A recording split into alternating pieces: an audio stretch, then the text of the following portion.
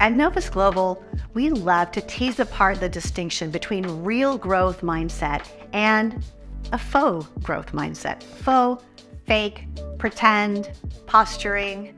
And we all do both at different times.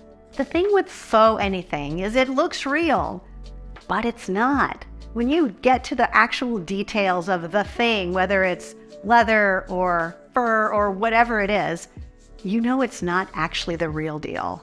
And it's the same with growth mindset. It's either the real deal or it's faux. And maybe you've never thought about it that way. I had never thought about it that way until we really got to dive into this distinction and what does it mean and how does it show up in our lives? I think for all of us, we could look at life and say, I'm committed to growing. There's a lot of areas I'm committed to growing in. But what areas are you actually taking new ground in? Maybe you just like to hear yourself say, I'm committed to growth. But the results will always tell us what we don't want to tell ourselves. So let's take a look. If you are committed to growing, if you are really committed to growing, number one, you will embrace challenges. When a challenge comes up, when something that seems way outside of what's normal for you or what's even possible, you'll be willing to go for it. You'll be willing to give yourself to it. You'll find a way to navigate in a new way, to have it turn out, or at least to have a beautiful experience of falling forward while you're moving in that direction. The second thing is effort and persistence. Those are things we don't often elevate in our world, in our culture. Oftentimes we get stuck in a 3 strikes you're out mentality. Like, I did it and it didn't work. Now I'm on to the next thing. And I did that and it didn't work. Now I'm on to the next thing. Effort and persistence is necessary for true growth, for transformation, to move into a completely new way of being. And the third thing is learning from your mistakes. Sometimes when we make mistakes, it's easy to go into judgment mode. I shouldn't have done that. That was terrible. I'm terrible. The situation is terrible. This is impossible. Instead of, what can I learn here? What is this communicating to me? Where's the nutrient here? Where's the information that can help me move into what's next and move forward? It really challenges your relationship to feedback. Now, I don't know what you think about feedback or what you make it mean, but feedback is absolutely critical to moving towards your vision. If you don't like feedback, you don't ask for feedback, you don't want to hear feedback, you will continually thwart vision in your life. And that's one way to know. If you're in a faux growth mindset, you're not going to want to hear feedback. As a matter of fact, check in with yourself right now. When was the last time you asked for feedback? Can't think of it? Do you have a time? Do you have a person? If you can't think of a time recently that you've asked for feedback, you might be fooling yourself. You might be in this faux growth mindset where you're telling yourself you're moving forward, you're doing everything you can, you're working off this great insight that you had, but nothing is actually shifting because you don't have data to help you course correct. Because feedback, if nothing else, is helpful data in course correction, in pursuit of a vision. Where am I headed? What's next?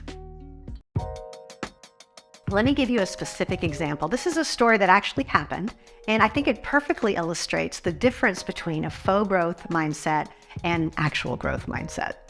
Years ago, I worked with a client, and they were committed to growing their sales team and having their sales team also grow their sales. Prior to the training, I had gotten on the phone and I talked to each person. I think there were 30-something people in the training, and spent maybe half hour, 45 minutes on the phone with each person, just asking them, hey, what would you like to see happen? What's not working? What's currently working? Getting some feedback, getting some of their perspective. And I always like to check in and say, what would be one thing if we could get this topic, this issue, this conversation up on the table, if we could look at it together when we're together in a group, that would really change the trajectory of your department, of your organization, that would really move you in a powerful way towards vision. So I get all this information and I'm hearing some very specific patterns, and I get on the phone with the sales manager who hired me to come do the training, and I'm feeding back to him these are some of the things that frustrate people. They feel like you can be reactive. And at times, instead of being supportive, you're focusing on what doesn't work. And it's really hard to approach you. And that's generally what a lot of people experience. And it could come up in the training, so I'm giving you a heads up. Well, he exploded. He got so angry with me and started accusing me of making up results, of manufacturing. No one said that about me. Why are you saying this? You just made this up. And going on and on and on. And as I'm sitting on the phone and listening, I'm thinking, this is what's happening to people. It's happening right now.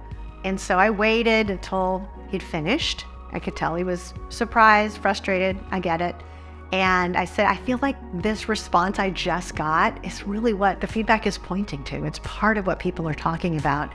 Now, are you willing to do your growth as well in order for your team to grow? Because it's not as if the team is going to grow and reach their vision and do all the things that you see for them to do, that you want them to do, that you are committed to do organizationally, and you're just going to stay still. That's not reality. So what will it take for you to receive this feedback in a way that supports your growth and your vision as a leader and as a manager? And fortunately, I didn't get fired and I was able to jump in, do the training, and it was an incredible success. And as we tracked the return on investment, sales went up over 30% just in the next 6 months. Morale went up. It shifted things for the department and also for this leader because he got to see his own faux growth mindset. Faux growth looks like other people need to change. I don't ask for feedback, but I give it. I have insight, and somehow I imagine that insight is the same as actual change. Now, I love insight. Insight's powerful. It's great. And there's a lot of ways to get wonderful insight in life. So please do that. And if you don't put some very specific action steps to your insight, then what? Then nothing. Insight doesn't change the world. So you'll know you're in a growth mindset when you're willing to hear the feedback, when you ask for the feedback, when you welcome it, when you see it as food or nutrient for yourself and also for your team. You will not only go further, faster, you'll go places you never thought you could go, because the feedback will also give you insight into your blind spots where you can then take action, new action, for what's next, for you and for the people that you lead. So what'll it be for you?